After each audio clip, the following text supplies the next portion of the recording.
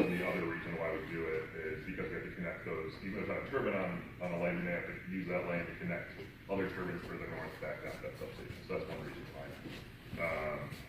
But like Mark said, we've been here for a few years talking to folks, signing a plan. At this point, we do have an agreement in place with American. That's why they're here today. Mark mentioned Sarah and Adam. And essentially the way that it works is we do the developments, sign folks up, get any necessary. For example, we have to go to the FAA and get permits to be able to put up these turbines. So go to the FAA, get that, this kind of this permit stuff like that. Do that kind of initial work, basically everything up to being able to put a turbine or a shovel in the ground. And then Mid-Am comes in and they buy it from us. They buy that from us. They build it. They operate it. So Mid-Am is who they do. I think any specific construction or operating questions, I think Mid-Am probably won't deal because that is the role of our relationship here. So I'm going to try. I heard a lot of things here. I'm going to try that all. If I don't want to force questions or anything more comments to a few things. So one thing, I just over the people asked how many there are going to be. So our project is slated to be 70 turbines. Is the size of it? Yeah, that's our project. And that's the only, when I say the project, that's the only one in this county that we're developing. I don't know what folks are around, but that we're developing. That's the project we're talking about. Just those 70 turbines. So that's what we're looking at here. So that was, that's one question I heard a lot. How big are the turbines? Yeah. 2 megawatts and 4.2 megawatts. The bigger of the two would be just under a tip, what we call tip height, when one of the blades points straight out, would be a little under 600 feet. That would be the biggest that would be on. Those are Vestas units. It's a B110 and a B150, I think is. And to be, it's not final, but that is the most likely. What's the nacelle height and the blade diameter? I want to say it's 105 meters is the hub height and 150 meters is the rotor diameter. Just to clarify, because this is still under development, we're trying to figure out which turbines are going there. There could be up to 3 different models there. Small one, like Nick said, would be the 2 megawatt Vestas unit. It's got a 95 meter hub height, 110 meter rotor diameter. And then there's a larger Vestas unit. The reason we do that is we need a higher capacity turbine at less turbines in a project, the higher capacity one. So if you had a bunch of 2 megawatt projects, you have a lot more turbines there. So we're able to utilize some larger capacity turbines. And those are on like 105 meter hub height and 136 meter rotor diameter, the ones we're considering now. But then we're also, I don't want to get into details much because it's still open, but there could be a different manufacturer that comes in and build in the rest of them. But probably a similar turbine to the bigger ones, so we don't have to put as many of them on. Nope, that's why you guys are here, to answer those questions, to make sure we're all on the same page. So yeah, that's kind of in terms of the number of turbines. Sure. If I don't sign an easement, I don't have to worry about a cable being drug across my property. That is correct. Eminent domain does not fall into this. Correct. But it is in the contract. We are a private company. We cannot do that. In Mid-America. We have never done that for wind projects. But what do you sell it to a We company? will not do this wind projects. As I said, our agreement is with Mid-America. Okay, So that's. so Mid-America, good. Can we get that in writing? It's on the record. Yeah. Get that in writing. Get that in writing. We haven't done it yet. Let's continue. Yeah, I'll take questions afterwards. I think I just want to make sure I hit at least a few things that are.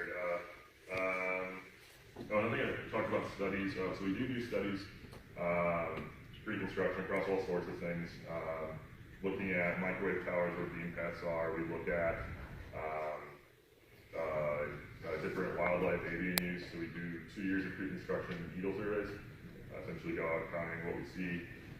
We do a general site characterization survey, essentially studying the features of the ground. We do we call a waterway assessment, looking at all the water features going on. So we do that whole suite of studies, and that's well before construction starts, informs our siting process. In terms of setbacks mentioned, somebody mentioned 1,500 feet, that is the minimum we use, at this project. I do want to stress that it's a minimum. So that is the lowest one. The roads, I believe 600 feet. Yeah, to a residence, 1,500 feet to a resident. Roads, 600 feet, similar for power lines. And the 1,500 feet also applies to churches, businesses, things like that. Cemeteries. Let's see, I think, Mark, property, I want to say to a non-participating property line that's essentially taller than, it's more than the height of the turbine. So it'll be 600 more feet. Is it 120% or is it? 110 or 120, so it's a little over it. So it's usually 1.1, and that's not the tip height, like I said, it's when one of the blades is pointing straight. Right. So, yeah, we usually do at least 1 mile from those, usually more, but at least one. And one thing we, to Eagle Nest. One thing we do, that's one reason we do all our studies, is because we look at the attractants in the area. So sometimes you'll essentially go out, do your studies to see, oh, there's a high concentration of eagles in this one area. We would like to avoid that. We also want to look at what's causing it. You know, is there a feeding operation? Is it like a common hunting area? Is there, the carcasses that they're feeding on? Is it a water area? There's different things that could be attracting eagles. So we look at those reasons, the underlying causes for it, essentially. That's one. What else am I missing, Mark?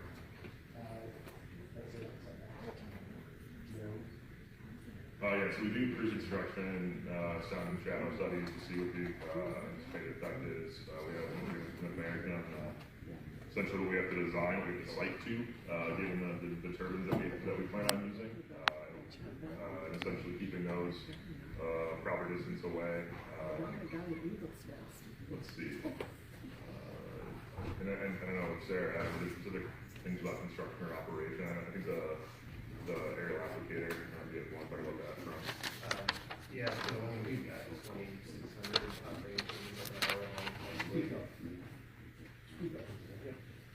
We have 2,600 operating turbines in Iowa right now, and we work with aerial applicators. And what we'll do with that, we'll have a local office in the area. We'll have a supervisor there, and the technicians work out of.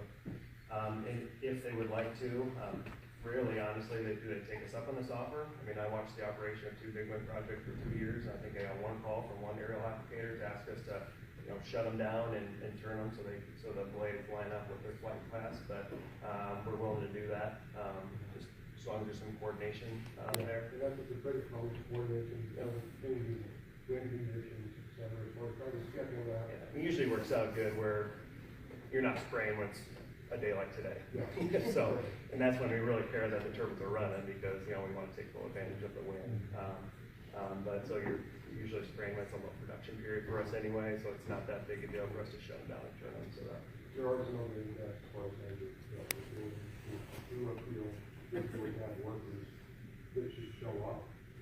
I don't know, it's for the contractors, contractors do things to do, and then they have issues that not show up. And we'll, if you spring there, sorry, talking specifically, but this may answer other questions. We can give you coordinates and turbine locations and site plans and all that stuff for so you know where they're at. Are those setbacks, are those from the tower, or are those from the extreme tip setback? The ones I said were from the tower. So with a 400 to 450 foot diameter rotor, the 600 foot setback to the tower is much less than that for that. From what's part of it. Yes, the tower would be, and then so we base it. So this kind of goes to one of the supervisor's questions. We base that on the height of the tower. So the taller one would have because it's 1.1 times the tower height. So yeah, so it's based on that. With the blade pointing up. With the blade pointing up. It's max turbine height. That means the blade's pointing up on top. So you got 600 foot tip height. So that Right, so it'd be 1.1. 660, I guess we do that. Yeah, just to clarify, I mean, that's typical, but I mean, we have a set of siting requirements that are, typically greater than a lot of counties have. So when we sign our agreements with Invenergy, it's a whole page, of those setbacks that they have to comply with. So I'm not sure, I mean, we have some hard distances in there, so I'm not sure it's exactly 1.1 times the tip height, but it's close to that, or the tip height at least, you know, we put that in there. For the bigger turbines. Plus the turbine, 1.4. And that's why I was trying to clarify that it's in our agreements, it's not defined as like 1.1 times, it's a hard distance that's usually at least the turbine height. So it'll be, depending on the turbine model, 500 to 600 feet at least. Because that's from the center of the turbine to whatever you're setting back from, yeah. Yeah, you want to talk about the road agreements you've done with other counties? Yeah, and so this is something we're happy to volunteer to sign with the county. A lot of counties we build in don't have zoning. So if they have a concern about the roads, we will voluntarily sign a road use agreement with the county. That just lays out, you know, pre-construction surveys. You know, we'll go through and we'll videotape the roads or take, you know, gravel depths and stuff like that. So we know what we need to return to when we're done. We'll wait till the roads get cleaned up and better, you know, before we take that survey. And then it lays out, you know, coordination with the county engineer on weekly meetings and stuff like that. We make sure we have dust control down. We'll put mag chloride, something similar down in front of residences around intersections. We'll have a full-time road grader or two going, depending on the side of the project, to make sure things are cleaned up and leveled off. Because, you know, we know, yeah, there's someone raised it. There's big equipment there. We need all of our transportation permits for all of that, just like any heavy load. But we maintain the roads to make sure they're passable. There could be some coordination with the local school districts on busing routes and stuff like that. So we're happy to sign one of those with the county. It's something we would do anyway. And then decommissioning is kind of similar. I know sometimes the maker does agreements with counties basically on the requirements, what they're required to do. I think Jake had some of that stuff, but what he was touching on was the decommissioning agreement. So again, it's something we can voluntarily sign with the county. We have done with other counties that don't have zoning, where it does lay out those requirements basically for us to take it down. We have, as a public utility with, you know, good financial wherewithal, you know, we've got the means to do that.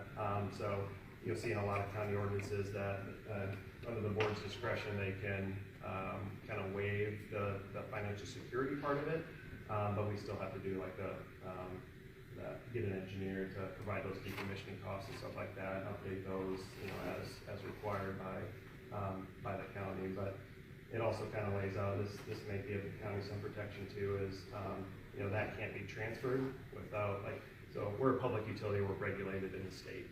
We're the biggest ones. We've got the financial wherewithal, and the state controls us, you know, pretty much. They regulate us.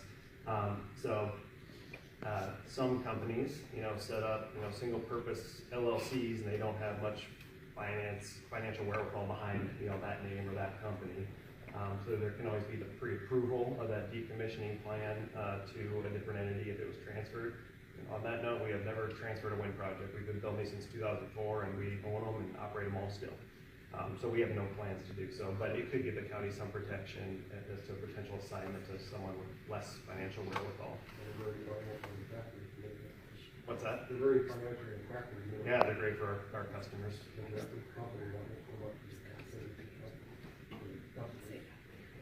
Yeah, we're proud to have. I mean, I know this may not be Mid-American Silver Territory, but our rates are, you know, 33% below the national average, and we rarely raise our rates. So this is one thing we've been able to do to benefit not only our customers but the community. We got the lines drawn across the state, and we can't cross them. I know there were some other questions or comments about property taxes. I think Sarah, you want to talk about property taxes? The engineer has some. Oh, sure. Sorry. Yes, you. I was just curious how much money you guys will give to the engineer's office as a retainer, just in case there's gravel road. You're not getting bags full of cash. I have no idea. And that's just fine. $1 million bucks or something? Yeah, just I mean, in case they don't. some road use agreements have that. Again, it's not something I'm ever worried about. We're from Mid-American. We're going to do what's under there, you know, no matter what it costs, you know. But some road use agreements do have that financial security, whether it's a bond or a letter of credit or something like that, that, hey, we go away and don't return the roads, then you can draw on that to fix them. Yeah, I bet there'll be something like that. That's, we can volunteer that, that's no problem. Okay. And again, that's if we end up getting the project from Invenergy. It's still Invenergy's project currently. You know, there's, we did sign an agreement with them where, you know, if they complete certain development aspects, and comply with that agreement we've signed, then we would purchase the project, from Invenergy. So I'm not speaking for Invenergy and what they would sign up for, that's what we would sign up for, but by way of working through it, I've heard rumors that you've already bought it. nope, that's incorrect. Okay. It is a rumor, that's correct, the rumor's correct. In other words, the line could come in and buy it. Why not? Not unless we Why not? don't buy it, Huh? because our agreement gives us the rights to buy it if they complete that stuff. Yep. If they own it and put it up, why couldn't the line come in and buy it? Our two companies already have an agreement such that if we hit these certain, you know, amount like getting enough land and stuff like that that Evan talked about, then Van has to come in and buy it. So that agreement's already in place. I mean, I guess if the agreement fell apart in some way, then somebody else could. And then, Let's talk about property. next, Sarah, you wanna talk about Yeah, that? yep, so, if Mid-American goes ahead and this project is planned. Please stand up and turn around, please. Thank you. Sarah Bullingham, Mid-American Energy. So if Mid-American proceeds with the purchase as planned, we estimated property taxes to the county to be about $100 million over the next 40 years. Break that up to about 2.5 million every year is what we're estimating right now. A lot. And then part of the, For the first year, or because it depreciates? That's an average, right, Sarah? So if you took the total we paid over 40 years and divided by 40, that's the average you get. yeah, just because it doesn't depreciate, it increases. It starts at 0 year 1, and then 5, 10, 15, 20, 25, and 30 in year 7. You get a And then- tax break off the bat. Yes, well, so it goes, the first 7 years, and then once you hit year 7, it stays at that 30%. Okay. Right, so it doesn't appreciate, so the money comes in back, and that's what, Yeah. Sarah's just So- giving you an average. Yeah. And I think I heard something that was incorrect too, that it's not based on, like, they depreciate over time, you know, the value of them, but the property taxes don't. They're based on the initial development costs, and they stay flat once they hit that, 30% valuation. So it's not like, your house, over 50 years it depreciates, typically a value will go down if you pay less property taxes. It'll stay, it's based on the initial development costs and capital costs of that project. So that value never changes, that you're set at, and that, once you hit that 30%, that just keeps going. Yeah, which is something, that's what I thought of when someone mentioned they found something on the internet from Michigan. I don't know how Michigan taxes their own project. That's a very state by state, so maybe some states that could be the case, I don't know. But in Iowa, there's a state statute that essentially regulates that valuation. Yeah, just to clarify, our point was property values for other properties. Right. The Mid-American that pay the tax and increase the assessed value directly to the county. The way that wind turbines are assessed is we'll pay it, like I think someone said, an example, a cell tower. That cell company is paying for the value of that cell tower directly to the county. We do that in a similar way. There's something brought up in the easements about the property taxes. If there's any change, increase because of our wind turbines, we would pay that difference. But it hasn't. Otherwise, you just pay the taxes directly on that. Directly to the county, yep. I have a question. I think it was after. Oh, sorry. So if I put a turbine on my property, what will my property taxes go up? They wouldn't, the way we would have to do this thing, they wouldn't, because that would go. It will not go up, so all these people are getting turbines is tax-free. Well, they're not paying, the landowners are paying that increase, the company is paying it, so they're paying, so if Mid-American comes in and buys this project, they would be paying that tax. I think he's talking about, is it payment? No, They would be paying their annual limit, they would be taxed on that, that's a revenue to the land. yeah, but the property taxes, like if I put a building up, my property taxes go up. They're getting $1 million project put on their property, and they go consequences. Good. Because they're paying the taxes for it. Yeah. They don't own it. Why are they paying the taxes? They don't own it. I'll keep that in mind next time I put my, build me that.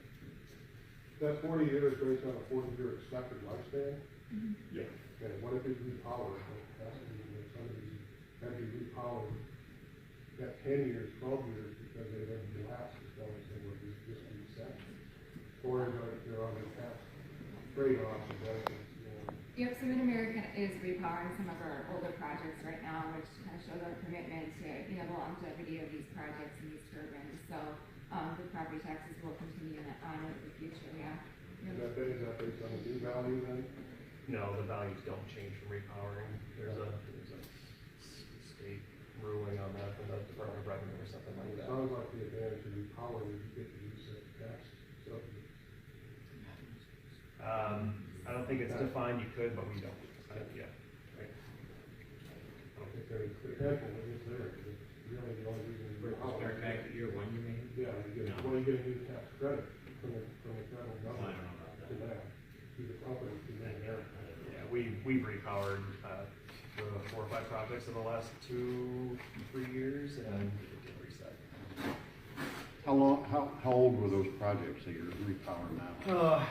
12-ish years old, I mean, different. So that's about how long they last then? No, this was more of an opportunity to increase the productivity, extend the life. So we did some foundation work, we put some little longer blades on that, you know, pick up at lower wind speed, that type of thing. So,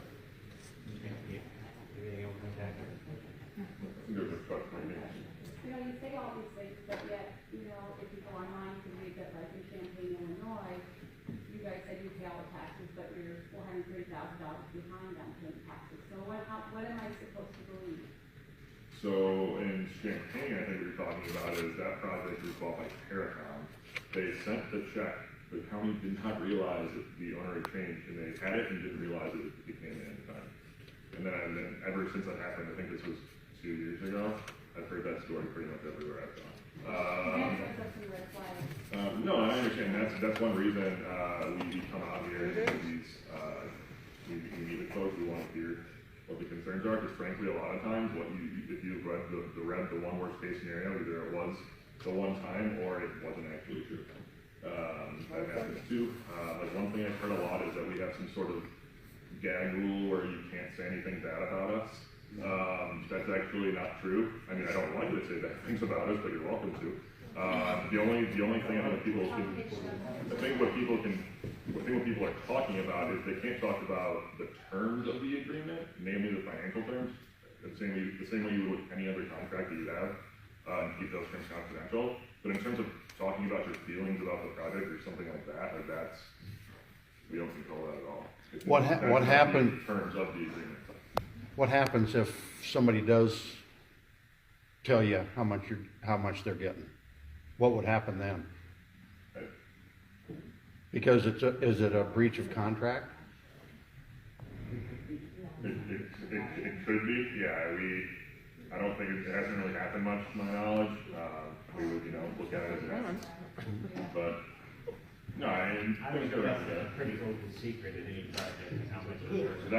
That's kind of where I was going next, was it becomes an open secret, so it is something we have, but we're not going to go take people to.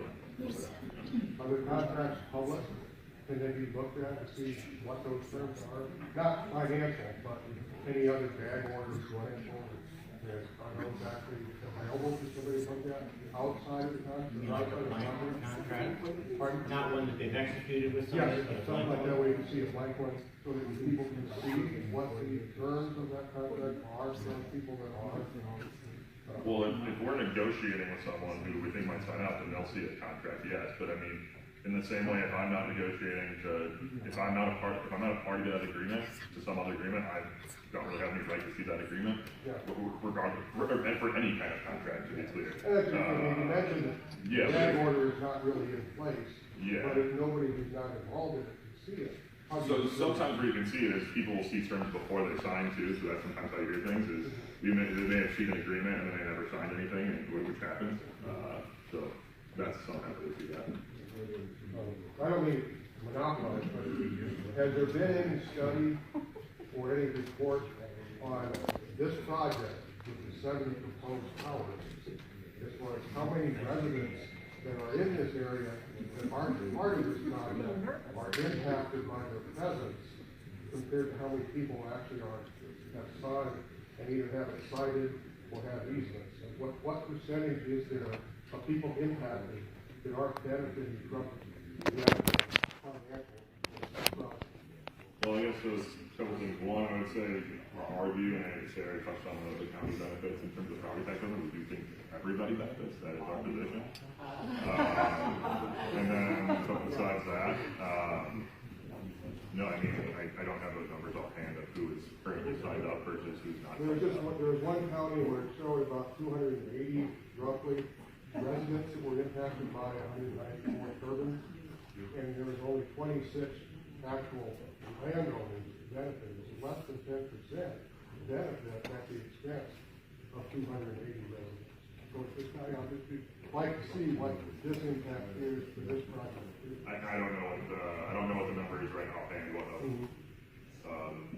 landowners versus not. Sorry, I just want to point out, the signatures I provided, we got 40% of Pilot Township landowners agree that we need a half-mile setback distance from Mount Distance. A half-mile setback distance from Mount Distance. And then, I also want to verify in the sound thing too, another issue is if you have the noise is louder than what the contract said or what was promised, those sound studies cost thousands of dollars to do. So we'd like to request that whoever the operator is, facility owner, that they reimburse for that and that they do actual field studies. Because right now the sound that they're using, and in the propaganda, that's all model, it's not actual field measurements. Let me touch on that a little bit, that helps, but, we understand that, you have to do that, you don't go there to sound the same thing you built. So you had to do that sound, studies first, but then Mid-American has went out after the fact, after they've been up to confirm those studies, and they are very tight, very good. What are your decibel levels? We keep everything below, I think the requirements are below 50, a lot of counties do have 50 to 60, at that range, if people have that in their ordinances. Counties have that in their ordinances. Can you speak to, do you have any agreements with counties that do compensate those sound studies afterwards? If it's upon request, like if I say it's really loud, I'd like a sound study done. I don't think so, we're at 27 counties right now, so I can't remember every single county, that's my point, but nothing comes to mind where we would have that. I think one issue there is, anybody can say to a sound study, then we pay thousands of dollars to do that, and once it doesn't come back, versus it's not a due pay for that, so there's a, kind of go both ways. Just want to keep trying thousands of dollars for, what can you do in that situation? When you take the videos of the roads, are you also taking videos of the farmlands? It said that upon decommission, it will be restored to original condition. Well, who determines what original condition is? And are those videos turned over to the board, or who also? I think that's I think, one thing I wanted to touch on is, having control over what someone else does with their property as far as decommissioning. I think the main point of the decommissioning plan is to dig the roots down. But if you took a grain bin down and there's still like concrete there, you want someone to come in and say you have to remove that concrete from your property? Yeah. So I think the main point that people want to accomplish in a decommissioning agreement is to take the towers down if they're done operating. Then it's between us and the landowner as to how deep you go, what you remove, what you keep there, that type of thing. And that is covered in the easement agreements. Somebody brought up 48 inches there. Yeah. And then, so can you speak to the videos of the roads that we turn over to the board? We should get to county engineer because they know about roads. County engineer would be involved. Are you a county engineer? Yeah. But we work with them. He would be involved in Oh, yeah. videotaping the road, and if not, we would do our own. Yeah, what we usually do is hire a third-party surveying company to come in and do that. Really should take a minimum of do a video of that, and a lot of times we'll take gravel depths at certain spots on the land just to make sure we're putting enough gravel. On something like that, I don't think like Mid-America should get the third party, the county should get the third party because it's their roads, not Mid-America's. And it's a kind of a statistical survey, so there's not a. Yeah, but if you get the same third party, they're gonna agree with you more than they will the county. It'd probably be a very similar company anyway that we would hire, you know, a civil engineering consultant firm to surveying capacity. But I will say, you don't just want to hire any one of those, you want somebody who knows how to